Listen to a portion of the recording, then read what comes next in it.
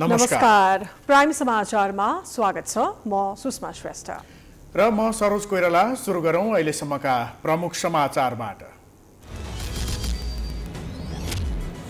एमालेको विधान महाधिवेशनमा चिनिया कम्युनिस्ट पार्टीकै शैलीमा तडक भडक, आफैमा शक्ति केन्द्रित गर्ने ओलीको योजना, प्रचण्ड र माधवको कडा आलोचना। सरकारले लगानीमा स्रोत नखोज्ने नीति लिएसँगै चौतर्फी आलोचना, राष्ट्र नै कालो सूचीमा परेर अनुदान र ऋण नै नआउने अवस्था सृजना हुने जोखिम। कोरोना महामारीले प्रभावित पर्यटन क्षेत्र अझै माथि उठ्न सकेन।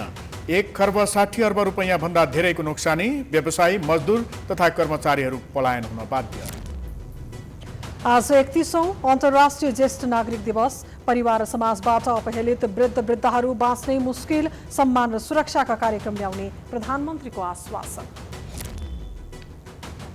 1.5 वर्षपछि वीरगञ्जबाट भारतीय निजी तथा सवारी साधनको प्रवेश सुरु, अन्य नाकाहरूमा पनि खुलाउने तयारी, अन्तिम चरणमा व्यवसायीहरू उत्साहित। इथियोपियाद्वारा संयुक्त राष्ट्र संघका 7 उच्च अधिकारीलाई देश निकाला, आन्तरिक मामिलामा हस्तक्षेप गरेको आरोप।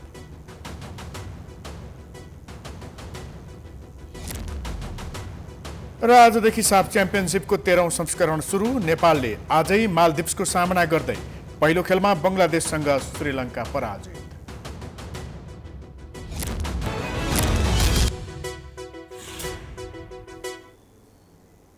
अब समाचार विस्तारमा। आजदेखि सुरु भएको नेकपा एमालेको पहिलो विधान महाधिवेशनमा अध्यक्ष केपी शर्मा ओलीले राजनीतिक प्रतिवेदन प्रस्तुत गरेका छन्। उनको प्रतिवेदनमा संगठनात्मक अराजकतालाई परास्त गर्दै जनताको बहुदलीय जनवादको मार्गनिर्देशनमा अघि बढ्ने उल्लेख गरिएको छ। चिनिया कम्युनिस्ट पार्टीकै शैलीमा एमालेलाई अघि बढाउने ओलीको रणनीति देखिन्छ। एक रिपोर्ट। नेकपा एमालेको पहिलो विधान महाधिवेशनमा अध्यक्ष केपी ओलीले 44 पृष्ठ समेटिएको राजनीतिक प्रतिवेदन प्रस्तुत गरेका छन्। ललितपुरको गोदावरीमा सुरु भएको महाधिवेशनको उद्घाटन गर्दै ओलीले प्रस्तुत गरेको राजनीतिक प्रतिवेदनमा आफ्ना कमी कमजोरीलाई अर्काको थाप्लोमा थुपारेर चोकिने प्रयास गरेका छन्। तत्कालीन नेपाल कम्युनिस्ट पार्टी नेकपाको चरम असन्तुष्टिका बेला भदौ 26 गते स्थायी कमिटीको बैठकले पार्टी एकताको सन्देश सहितको निर्णय गरेको थियो। राजनीतिक प्रतिवेदनमा यसलाई महत्त्वपूर्ण निर्णय भनिएको छ। त्यस्तै प्रतिवेदनमा 2077 साल मङ्सिर 4 गतेको निर्णयको कुरा पनि उल्लेख छ। तर 2075 मङ्सिर 4, 2077 वैशाख 20 र भदौ 26 गते भएका बैठकको निर्णय नेकपाभित्र कार्यान्वयन भएन। गत कार्तिक 27 गते केन्द्रीय सचिवालयको बैठकमा ओलीका गतिविधिमाथि आलोचना गर्दै तत्कालीन नेकपाका अध्यक्ष पुष्पकमल दाहालले फरक राजनीतिक प्रस्ताव पेश गरेका थिए। यो प्रस्तावलाई सचिवालयका बहुमत सदस्यले समर्थन गरेका थिए। तर राजनीतिक प्रतिवेदनमा यसलाई आरोपपत्र भनेर चित्रण गरिएको छ। मुलुकभित्र राजनीतिक अवस्था, अन्तर्राष्ट्रिय परिस्थिति, पार्टीको भावी कार्यदिशा लगायत समेटिएको प्रतिवेदन ओलीले पढेर सुनाएका थिए। महाधिवेशन हलमा केही बेर ओली आफैले पढेको उक्त प्रतिवेदन रुगा खोकीले सताएपछि भने उनले नेता शङ्कर पोखरेललाई पढ्न लगाएका थिए। कमरेडहरू, मलाई अलिकति यो रुगा खोकीको कारणले यो निकै लामो छ अझै पनि यो प्रस्तुत गर्न अलिक समस्या भएको हुनाले म कमरेड शङ्कर पोखरेललाई मेरो तर्फबाट उहाँले प्रस्तुत गर्नुहुन्छ।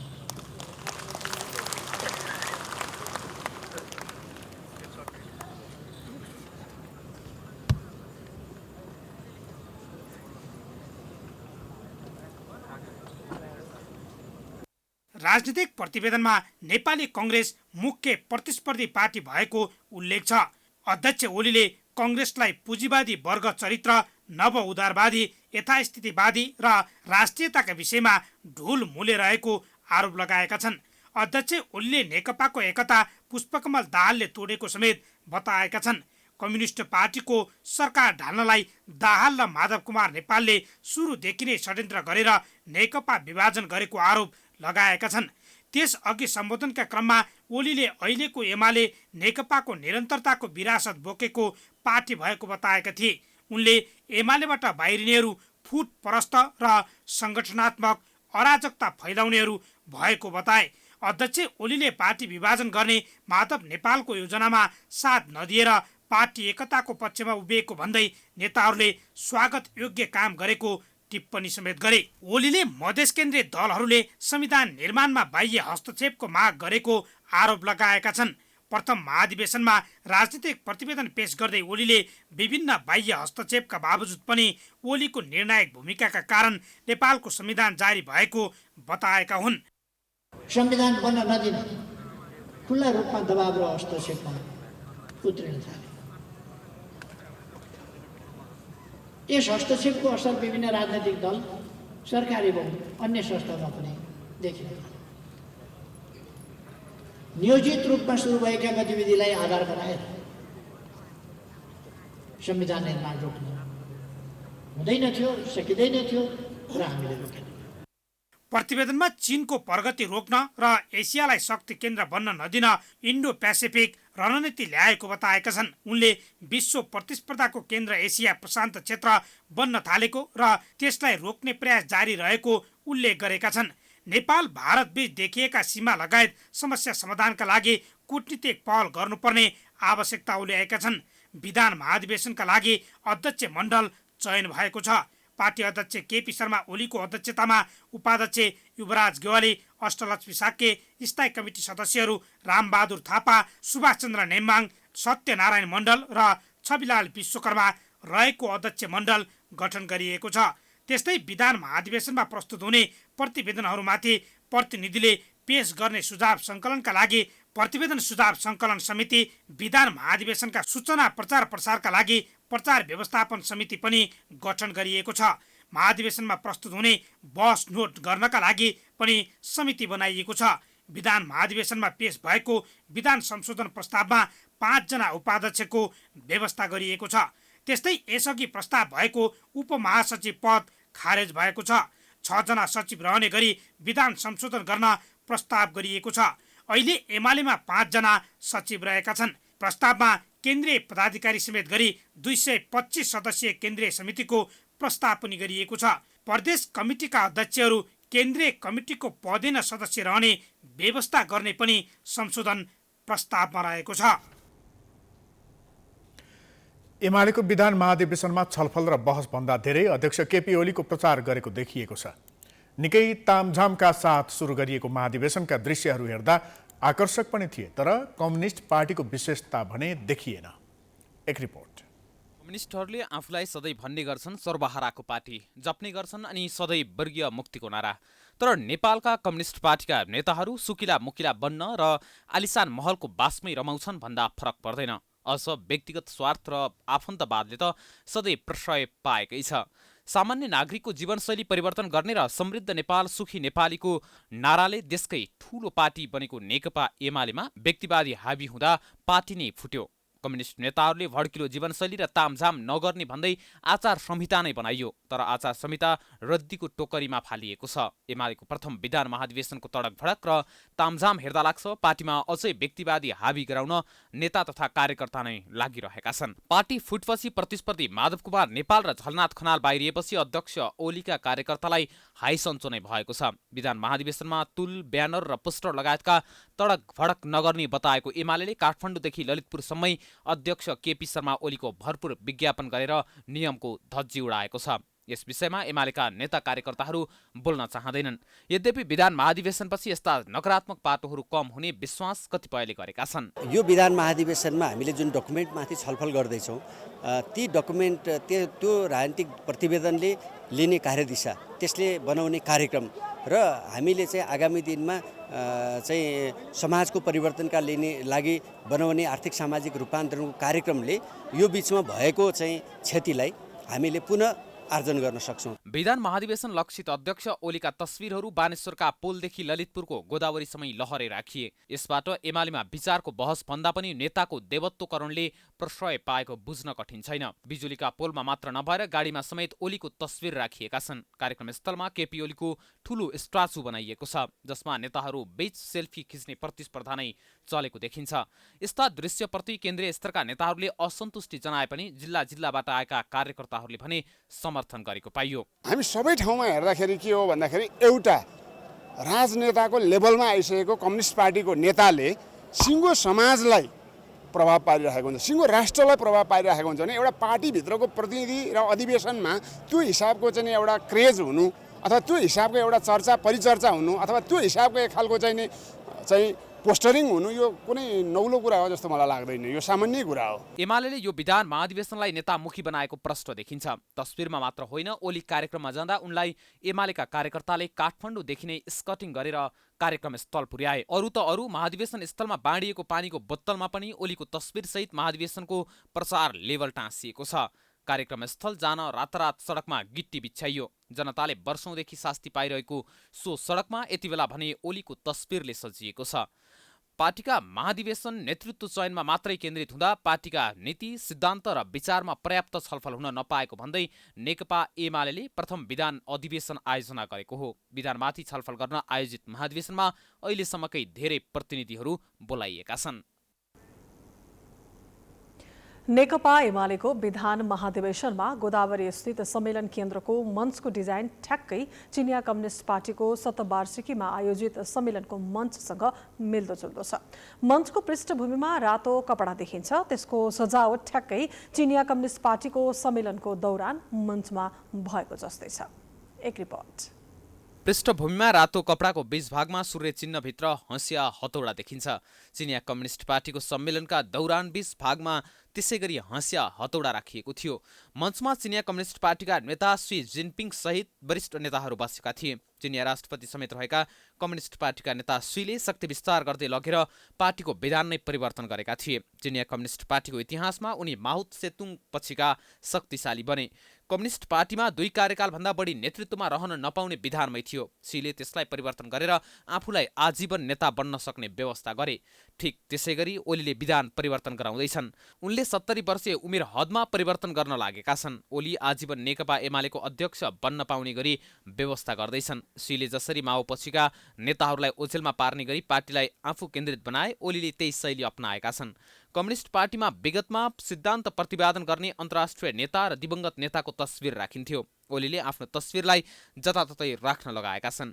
सीले माओपछि चिनिया कम्युनिस्ट पार्टीमा आफ्नो विचारधारा नै मुख्य हो भन्ने बनाए। ओलीले पनि मदन भण्डारीपछि नेकपा एमालेमा आफ्नै विचार मुख्य हो जस्तो गरी प्रस्तुति गरेका छन्।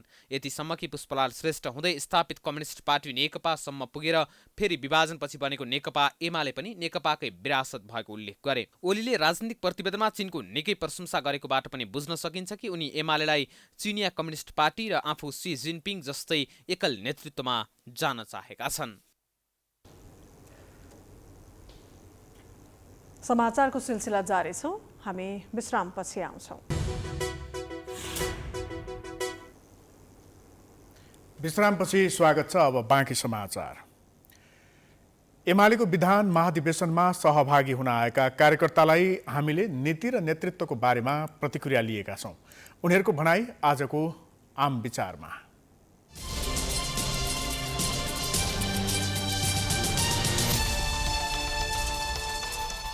हाम्रा विधानहरू त्यतापट्टि केन्द्रित हुन्छन्। हाम्रा राजनीतिक परिस्थितिहरू हामीले त्यो ढङ्गले व्याख्या विश्लेषण गर्छौँ र हाम्रो तयारी चाहिँ त्यतापट्टि हुन्छ भन्ने मलाई लाग्छ। हस् त। अहिले हामी राष्ट्रिय विधान महाधिवेशनको पहिलो महाधिवेशनको चरणमा छौँ होइन। अत्यन्त यो सान्दर्भिक पनि थियो र अत्यन्त आवश्यकता पनि थियो। समय सापेक्ष अहिले जुन यो विधान महाधिवेशन भइराखेको छ, हामी अत्यन्त उत्सुक पनि छौँ र हामी सबल नेतृत्व र जुन पार्टीमा विकृति विसङ्गतिको यो सिस्टमहरू सिर्जना भएको छ, यो निर्मूल हुने खालको हामीले यो पार्टीको विधान र विधिहरू निर्माणको लागि हामी सबै यहाँ उपस्थित भएका छौँ र यसको लागि हामीले सबल नेतृत्व चयन हुने खालका र सिस्टमले जाने खालका यो विधिहरू विधानहरू तयार पार्नेमा हामी सबै लागि परेका छौँ। अब सबल सक्षम र सुदृढ नेतृत्व, शुद्धिकरण सहितको नेतृत्व, कम्युनिस्ट पार्टीभित्र शुद्धिकरण सहितको सबल सक्षम नेतृत्वको हामीले अपेक्षा गर्छौँ र त्यसैमा हामीले एडभोकेसी वकालत गर्छौँ। अब हामी विदेशमा छौँ, के चाहन्छौँ भने सकेसम्म पार्टी एकता भइदियोस् भन्न चाहन्छौँ। किनभने अहिले हामी विदेशमा हामी कताको हो, अनि हामी कता जाने हो, अनि हाम्रो स्थान के हो, अनि हामी चाहिँ यस्तो अल्पत्रै अवस्थामा छौँ विदेशमा। तर पनि हामीले विदेशमा अहिले केपी ओली समर्थक म भएँ, मसँग थुप्रै साथीहरू हुनुहुन्छ अन्तर्राष्ट्रिय क्षेत्रमा। अनि माधव नेपाल पक्ष अरू साथीहरू हुनुहुन्छ जो छुट्टिएर टुक्रेर जानुभयो र उहाँहरूको सङ्गठन निम्न छ, थोरै छ। अब त्यस्ता जस्ता कि अब मैले माधव नेपाल कमरेडको मैले नामै लिएर भन्दछु कि उहाँले कस्तो नीति निर्माण गर्नुहुन्छ अब छुट्टिएर, उहाँको छुट्टै बनोस् अब चाहिँ नि। किन भन्दा भित्र बसेर यति धेरै ध्वस्त भए आज सरकार चलिरहेको थियो, उहाँकै कारणले गर्दाखेरि सरकार स्तब्ध भयो। काङ्ग्रेससँग गएर काङ्ग्रेसले चाहिँ नि सरकार चलाइँदै हुन्थ्यो, तर पार्टीभित्र एउटा ठुलो आघात भएछ, घात भएको छ। यस्ता व्यक्तिहरूलाई साँच्चै भन्ने हो भने पार्टीमा अबको चाहिँ नि यो सिङ्गो पार्टीमा अब इन्ट्री नगराए हुन्थ्यो भन्ने मेरो अनुरोध छ। नेकपा एमालेलाई अब सबल सक्षम र सुदृढ एमाले चाहेका छौँ हामीले कार्यकर्ताले।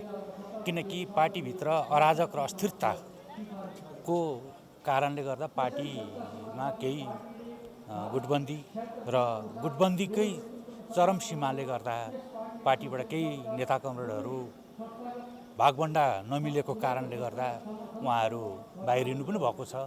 आफ्नो स्वार्थ केन्द्रित रहेर पार्टीलाई विभाजित गर्नुभएको छ नेताहरूले। तर हामी भन्छौँ कार्यकर्ताको लेभलमा, म राष्ट्रिय प्रतिनिधि परिषदको सदस्य नेकपा एमाले ओखलढुङ्गाबाट, हामी भन्छौँ ओखलढुङ्गा जिल्लामा नगण्य रूपमा नेकपा एमालेका कार्यकर्ताहरू नगण्य रूपमा औँलामा गन्दा पुग्ने गरी पार्टी विभाजनतिर लाग्नु भएको छ। हामी यसको घोर निन्दा गर्छौँ। उहाँहरूले एउटा पद प्राप्तिको लागि, पद र प्रतिष्ठाको लागि पार्टीलाई विखण्डन गर्नुभयो। उहाँहरूप्रति आफ्नो मूल घरमा फर्किन हामी आह्वान पनि गर्छौँ। उहाँहरू एमाले अहिले प्रजातन्त्रको मूलधार काङ्ग्रेसभन्दा यो चाहिँ अग्रभागमा भएको छ जनताप्रति। यसको चुनाव प्रक्रिया, यसको चाहिँ जनताप्रति यस्तै नेतृत्व काङ्ग्रेसको अहिलेसम्म यस्तो चाहिँ विधान अधिवेशन भएकै छैन। यसले चाहिँ एउटा कस्तो नीति र नेतृत्व चाहियो यसो नेतृत्व चाहिँ नि यसैको मान्छे भन्ने मैले भन्न सक्दैन।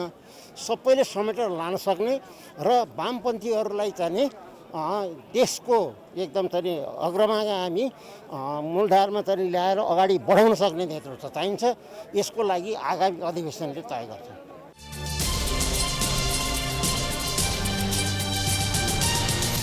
ठुला दलको अकर्मण्यताका कारण अहिले मुलुक राजनीतिको बन्दी बनेको छ। मुलुकका हरेक संयन्त्रमा गाँठो कसिएको छ। मन्त्रीमण्डल विस्तार गर्न नसक्दा सरकार गतिहीन बनेको छ। प्रमुख प्रतिपक्षीको हटका कारण संसद अवरुद्ध छ। यस्तो अराजकताबाट मुलुकले कसरी निकास पाउने त? हेरौँ यो रिपोर्ट। संसदलाई बन्धक बनाएको नेकपा एमालेका अध्यक्ष केपी शर्मा ओली मुलुकलाई निकास दिन प्रधानमन्त्री शेरबहादुर देउवा र सभामुख अग्निप्रसाद सापकोटासँग एक्लै वार्ता गर्न चाहन्छन्। प्रतिनिधि सभा विघटन गरेर अर्ली इलेक्सनमा जानुभन्दा अर्को विकल्प नरहेको मत ओलीको छ।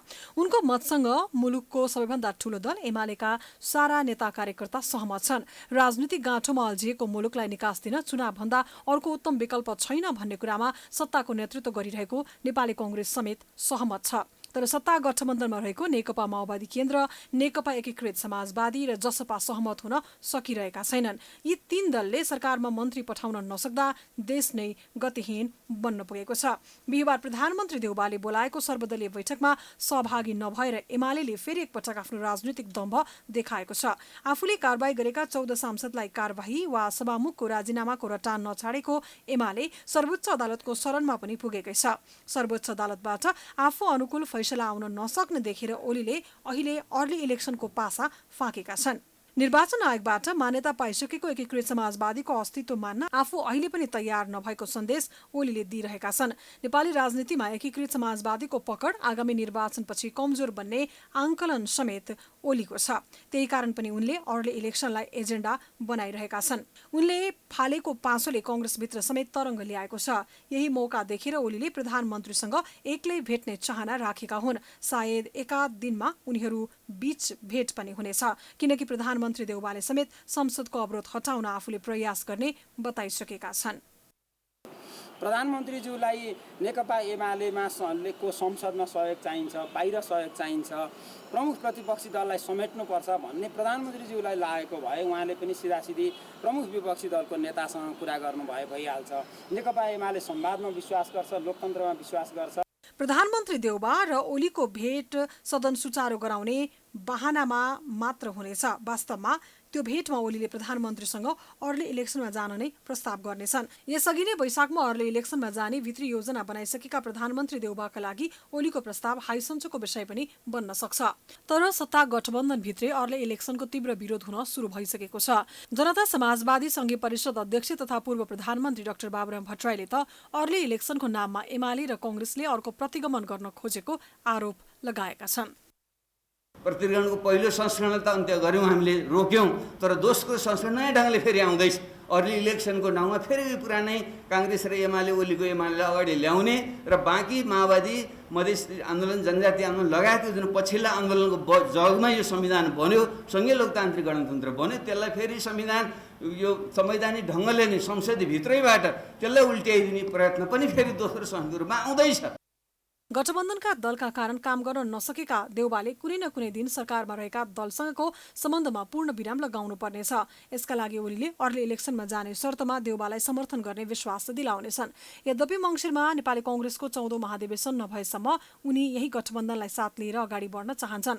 त्यसअघि ओलीसँगको सहकारीलाई उनले अगाडि बढाउन सक्ने अवस्था पनि छैन, किनकि दुई पटक प्रतिनिधि सभा विघटन गरेर ओलीले संविधान विरोधी कार्य गरेको आरोप लगाउने कांग्रेसी नेताहरूको संख्या निकै छ। उनीहरूले आगामी महाधिवेशनमा देउबामाथि प्रतिगामीसँग मिलेको आरोपमा आगामी सभापतिमा उनलाई नरुचाउन पनि सक्छन्। आफ्नै गुटका प्रभावशाली नेताहरूले साथ छाडिरहेको अवस्थामा देउबाले ओलीको प्रस्ताव मानिहाल्ने जोखिम मोल्न सक्ने अवस्था छैन। यस्तो अवस्थामा देउबा र ओलीबीच कांग्रेस महाधिवेशनपछि अर्ली इलेक्सनको तयारी गर्ने गोप्य सहमति भने नबन्ला भन्न सकिँदैन। सभामुखसँग एक्लै भेट्दा ओलीले केही गुनासो गर्ने र उनको राजीनामा माग्ने बाहेक संसद सुचारू गर्ने विषयमा वार्ता हुने छैन, किनकि ओली जसरी भए पनि प्रतिनिधि सभाको यो कार्यकाललाई छुट्याएर निर्वाचनमा जान चाहन्छन्। त्यो चाहना पूरा गर्न संसदलाई कामविहीन बनाउनु र गठबन्धनमा चिरा पार्नुभन्दा राम्रो विकल्प उनले अर्को देखेका छैनन्। सरकारले प्रतिस्थापन विधेयक मार्फत ल्याएको चालु आर्थिक वर्षको बजेटमा उत्पादनशील तथा पूर्वाधार क्षेत्रमा गरिने लगानीमा स्रोत नखोजिने नीति लिएसँगै चौतर्फी आलोचना सुरु भएको छ। सरकारले लिएको यो नीतिले राष्ट्र नै कालो सूचीमा पर्ने र बाह्य अनुदान तथा ऋण नै नआउने अवस्था सिर्जना हुने जोखिम बढ्दै गएको छ। एक रिपोर्ट। 10 करोडसम्मको लगानीमा आम्दानीको स्रोत खुलाउन नपर्ने बजेटको व्यवस्थाले अन्तर्राष्ट्रिय जगतमा नेपालको विश्वसनीयतामाथि प्रश्न उठ्नुका साथै वित्तीय कारोबारमा ठूलो अडचना आउन सक्ने अर्थविदहरूले चेतावनी दिएका छन्। स्रोत नखुलेको सम्पत्तिलाई लगानीको अवसर दिँदा सम्पत्ति शुद्धिकरणबारे नेपालले जनाएको अन्तर्राष्ट्रिय प्रतिबद्धतामा समेत शङ्का उत्पन्न हुनेछ। सम्पत्ति शुद्धिकरणका क्षेत्रमा काम गर्ने अन्तर्राष्ट्रिय संस्था फाइनान्सियल एक्सन टास्क फोर्स अन्तर्गत एसिया प्यासिफिक समूहमा नेपाल पनि सदस्य रहेको छ। त्यही कारण स्रोत नखुलेको सम्पत्तिमा कडाई गर्नुपर्ने अन्तर्राष्ट्रिय दायित्व नेपालको पनि छ। उता सम्पत्ति शुद्धिकरणको ऐनसँग समेत यो व्यवस्था बाँझिएकाले सरकारले समयमा नै सोच्नुपर्ने नेपाल राष्ट्र बैंकका पूर्व गभर्नर डाक्टर दिपेन्द्र बहादुर छेत्री बताउँछन्। अहिले सम्पत्ति शुद्धिकरण सम्बन्धी ऐन लागू छ र एसिया क्षेत्रकै निमित्त यसलाई चाहिँ मोनिटरिङ गर्ने एउटा निकायले एफएएफटी भन्छन् कि फाइनान्सियल टास्क एक्सन फोर्स यस्तै किसिमको उसमा टिएएफटी भन्ने छ हो, त्यसको सदस्य हामी पनि भएको हुनाले निरन्तर निगरानी रहने भएको हुनाले पनि हामी त्यो दायराभन्दा बाहिर जान नसक्ने अवस्था हुन सक्छ। सरकारले राष्ट्रिय महत्त्वका जलविद्युत आयोजना, अन्तर्राष्ट्रिय विमानस्थल, भूमिगत मार्ग, सडक तथा रेलमार्ग जस्ता पूर्वाधार विकास आयोजना, सिमेन्ट उद्योग, स्टिल उद्योग, कृषिमा आधारित उद्योग र पर्यटन सेवासँग सम्बन्धित उद्योगका क्षेत्रमा 10 करोडसम्मको लगानीमा आय स्रोत नखोजिने व्यवस्था बजेट मार्फत गरेको छ। त्यसका लागि 300 भन्दा बढी नेपाली नागरिकलाई रोजगारी दिने र 50% भन्दा बढी स्वदेशी कच्चा पदार्थ उपयोग गर्ने उत्पादनशील उद्योगलाई पनि यो व्यवस्था लागू हुनेछ। तर सरकारले यो नीति अगाल्दा अन्तर्राष्ट्रिय समुदायले नेपाललाई हेर्ने नजर नै फरक हुने अर्थविदको भनाइ छ। स्रोत नखोलेको रकमलाई प्रयोग गर्न थालियो भने अन्तर्राष्ट्रिय कानुन र प्रावधान विपरीत हुने भएकाले अन्तर्राष्ट्रिय समुदाय पनि त्यही अनुसार प्रस्तुत हुने पूर्व गभर्नर डाक्टर दिपेन्द्र बहादुर छेत्रीको तर्क छ। सीमित क्षेत्रमा गरिने लगानीमा स्रोत नखोजिने व्यवस्थाका विषयमा सत्तारूढ दलले बचाउ गरे पनि प्रमुख प्रतिपक्षी दल नेकपा एमाले भने निरन्तर विरोध जनाइरहेको छ। नेकपा एमालेका नेता खगराज अधिकारी सरकारले स्रोत नखुलेको रकमलाई प्रयोग गर्ने नीति लिँदा अन्तर्राष्ट्रिय जगतले कालो सूचीमा राखेर वित्तीय कारोबार नै बन्द गर्न सक्ने सम्भावना बढेको बताउँछन्।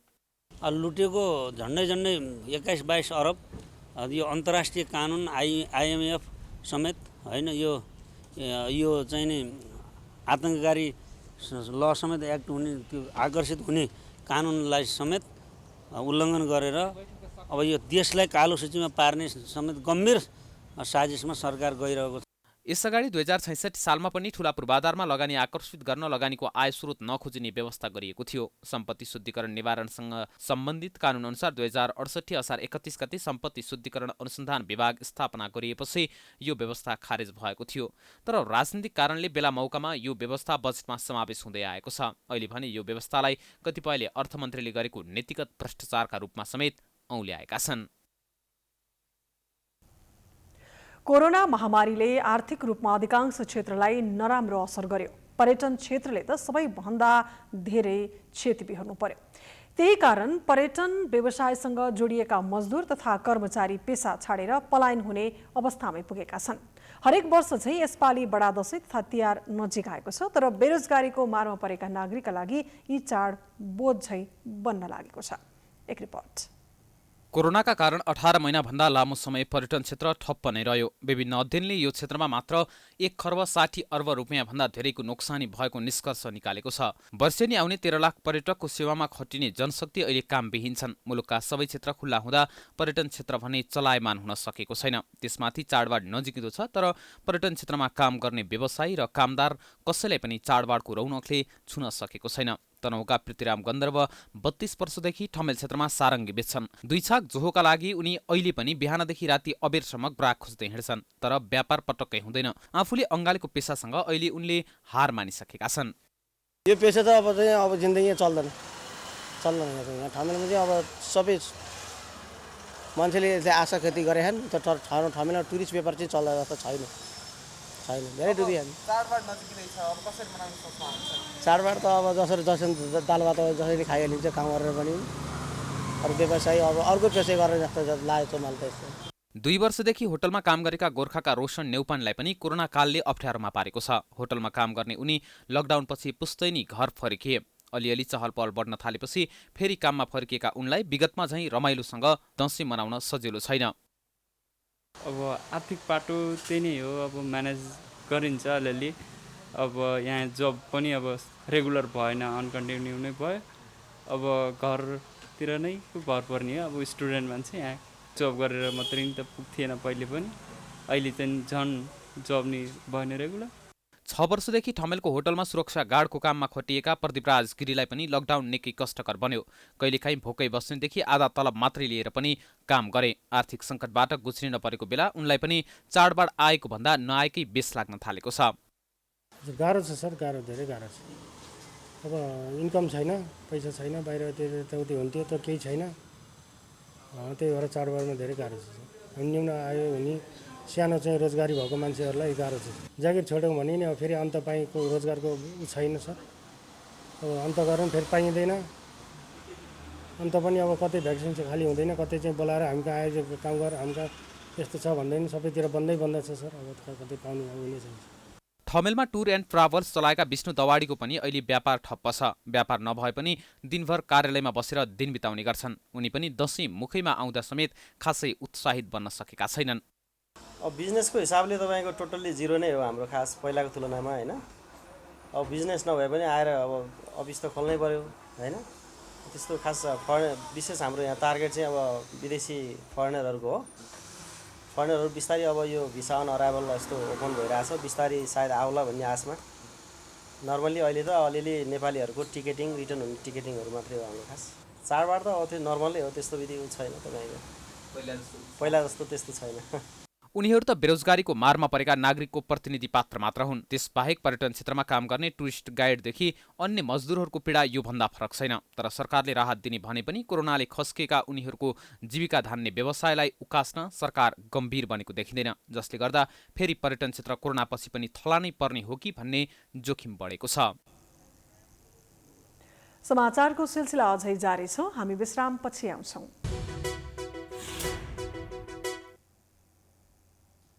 विश्रामपछि स्वागत छ। अब बाँकी समाचार। आज 31औं अन्तर्राष्ट्रिय ज्येष्ठ नागरिक दिवस। नाराकै लागि भए पनि सरकारले यो दिवस मनायो। केही गण्यमान्य ज्येष्ठ नागरिकलाई अभिनन्दन समेत गर्यो। तर परिवार र समाजबाट अपहेलित ज्येष्ठ नागरिकले आजको दिन पनि त्यही कष्टमा बिताए जसरी हिजोका दिन बिताएका थिए। एक रिपोर्ट। विश्वले अति सम्मानका साथ व्यवहार गर्ने कतिपय ज्येष्ठ नागरिक अहिले पनि सक्रिय जीवन बिताइरहेका छन्। हाम्रै मुलुकमा कतिपय ज्येष्ठ नागरिकले उमेरले जोश र जाँगरलाई छेक्न सक्दैन भन्ने सन्देश समेत दिएका छन्। त्यही श्रेणीमा पर्दछन् सांस्कृतिकविद सत्यमोहन जोशी। 1977 साल वैशाख 30 गते ललितपुरको बखुमबहालमा जन्मेका सांस्कृतिकविद सत्यमोहन जोशी अहिले उमेरले 102 वर्षमा हिँडिरहेका छन्। तर उनको जोश र जागर कुनै तन्देरी भन्दा कम छैन। उनलाई भेट्दा लाग्छ उनी जति खुसी ज्येष्ठ नागरिकहरू अरू को नै होलान् र। दीर्घ जीवनका लागि स्वास्थ्य आहार र निरन्तरको चिन्तन मनन आवश्यक हुने उनको अनुभव छ। भनेर 7 स्टेजमा 5 मिनट 7 स्टेजमा जीवनलाई एनालिसिस गरेर उसले जीवन भनेको यस्तो हो भने त्यो संसारभरि मान्छेलाई यही लागु हुन्छ एउटा कुरो।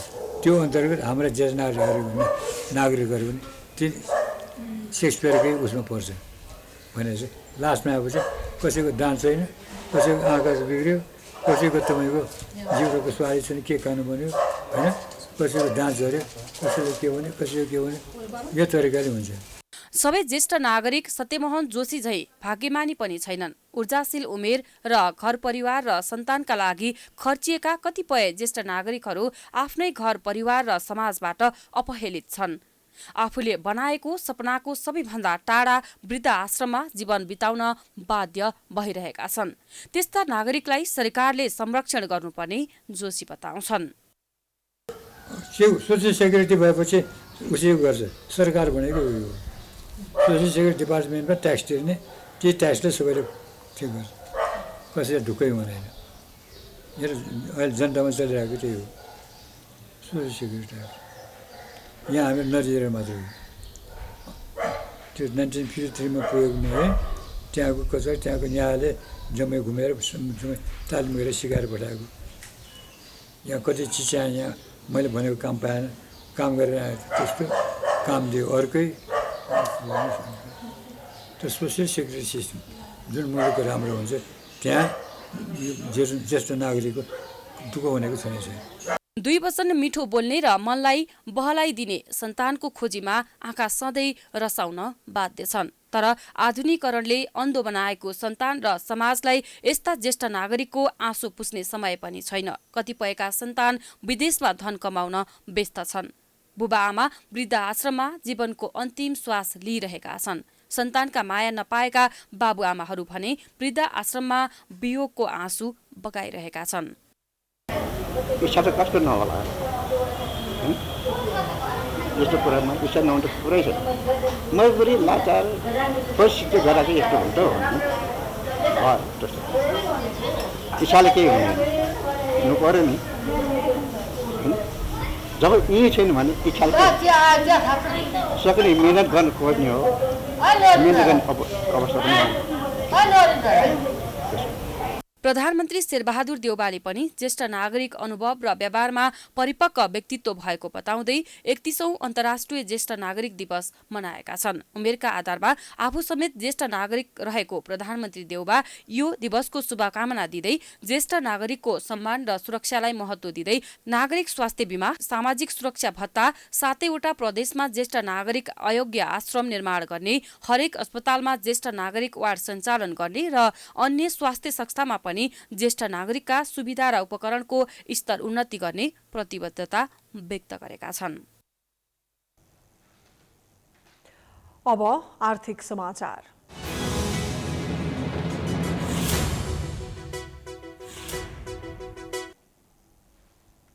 कोरोना महामारीका कारण सरकारले भारतीय नम्बर प्लेटको गाडीलाई 2076 चैत्र 10 गतेदेखि नेपाल प्रवेशमा प्रतिबन्ध लगाएको थियो।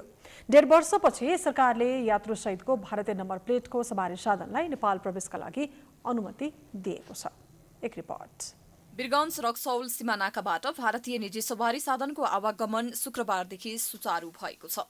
वीरगञ्जको मुख्य प्रवेशद्वार शङ्कराचार्य गेटमा औपचारिक कार्यक्रमका बीच सीमानाकाबाट भारतीय निजी सवारीको आवागमन सुचारू भएको हो। भारतबाट प्रवेश गर्ने पहिलो सवारीका चालक सहित सवारीमा सवार भएकाहरूलाई फूलमाला लगाएर स्वागत गरिएको होटल तथा पर्यटन व्यवसायी संघका अध्यक्ष हरि पन्तले जानकारी दिए। आज विगत 1.5 वर्ष पश्चात नेपाल भारत सीमाबाट भारतीय सवारी साधनहरू आज भित्रिने क्रममा छ र यसको लागि सामान्य प्रोसेस गर्नु परिरहेछ। यो प्रोसेस हामीले गरिसकेका छौँ। आज पहिलो दिन भएर यो प्रोसेस अलिकति लामो देखियो, तर खासै प्रोसेस पुरा गर्न खासै गाह्रो छैन।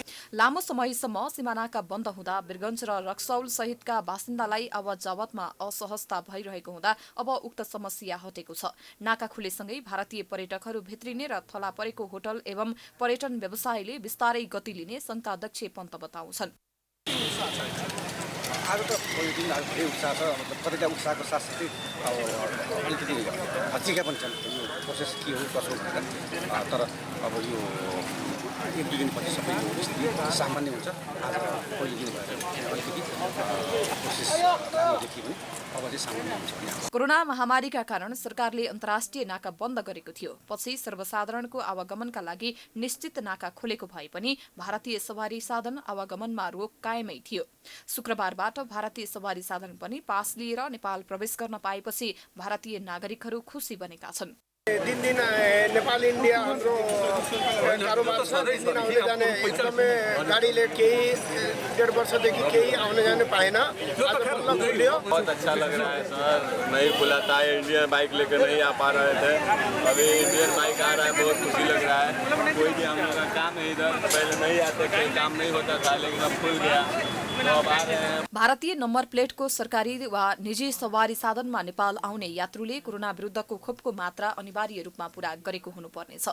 यस्तै 72 घण्टा अघिको PCR नेगेटिभको रिपोर्ट वा एन्टिजेन परीक्षण रिपोर्ट नेगेटिभ हुनुपर्ने शर्त पनि छ। नेपाल आउने यात्रुले CCMC कोभिड-19 संकट व्यवस्थापन केन्द्रले तयार पारेको यात्रु सूचना फारम भने अनिवार्य रूपमा भरेर सीमा नाकाको अध्यागमनमा बुझाउनु पर्नेछ। अब अन्तर्राष्ट्रिय समाचार।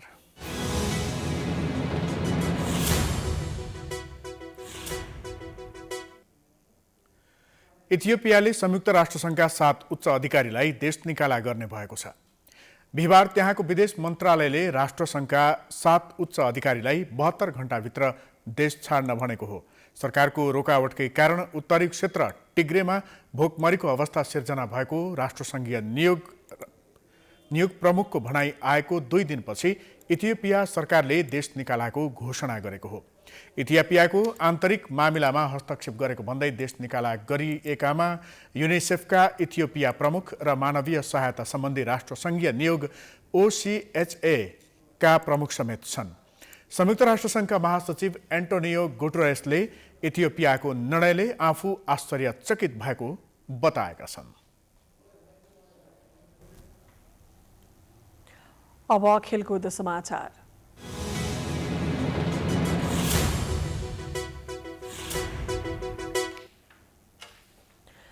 दक्षिण एसियाली राष्ट्रको सर्वाधिक ठूलो फुटबल प्रतियोगिता साफ च्याम्पियनसिपको 13औं संस्करण आजबाट सुरु भएको छ। मालदिप्सको राजधानी शहर माले स्थित राष्ट्रिय फुटबल स्टेडियममा सुरु भएको साफ च्याम्पियनसिपको पहिलो खेलमा बंगलादेशले श्रीलङ्कालाई 1-0 गोल अन्तरले पराजित गरेको छ। दोस्रो खेलमा आजै नेपालले आयोजक तथा साबिक विजेता मालदिप्स विरुद्ध प्रतिस्पर्धा गर्नेछ। नेपाल र मालदिप्स बीचको खेल नेपाली समयअनुसार राति 9:45 बजे सुरु हुने खेल तालिका रहेको छ। घरेलु टिम विरुद्ध मैदान उत्रदा नेपाल सुखद सुरुवात गर्ने योजनामा रहनेछ।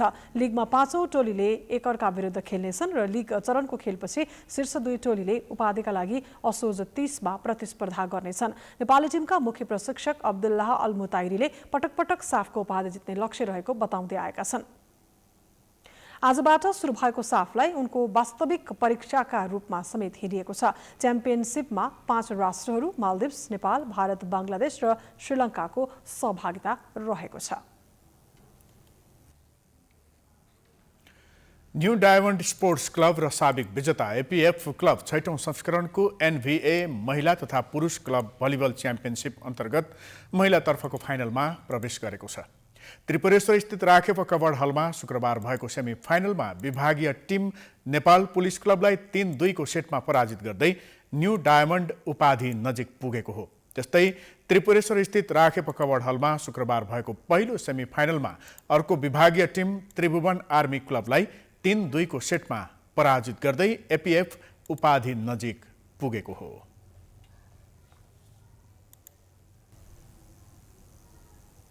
हामी समाचारको अन्त्यमा आइपुगेका छौं। जाँदा जाँदै प्रमुख समाचार पुनः एकपटक। एमालेको विधान महाधिवेशनमा चिनिया कम्युनिस्ट पार्टीकै शैलीमा तडक भडक आफैमा शक्ति केन्द्रित गर्ने ओलीको योजना, प्रचण्ड र माधवको कडा आलोचना।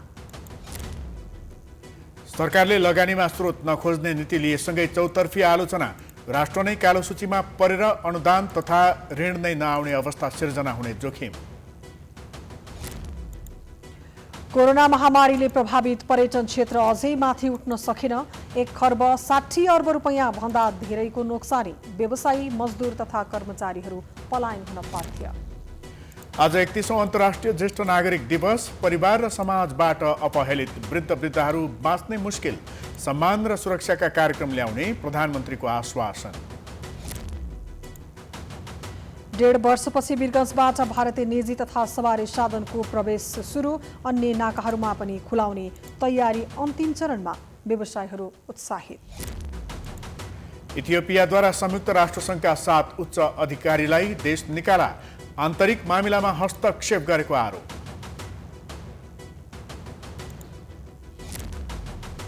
र आजदेखि साफ च्याम्पियनसिपको 13औं संस्करण सुरु। नेपालले आजै मालदिप्सको सामना गर्दै पहिलो खेलमा बंगलादेशसँग श्रीलङ्का पराजित।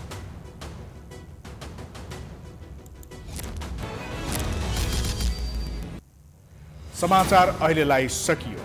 यसपछिको प्रस्तुति जनता जान्न चाहन्छन् ऋषि धमलाको साथमा हेर्न सक्नुहुनेछ। हेर्दै गर्नुहोला प्राइम टाइम्स टेलिभिजन। नमस्कार।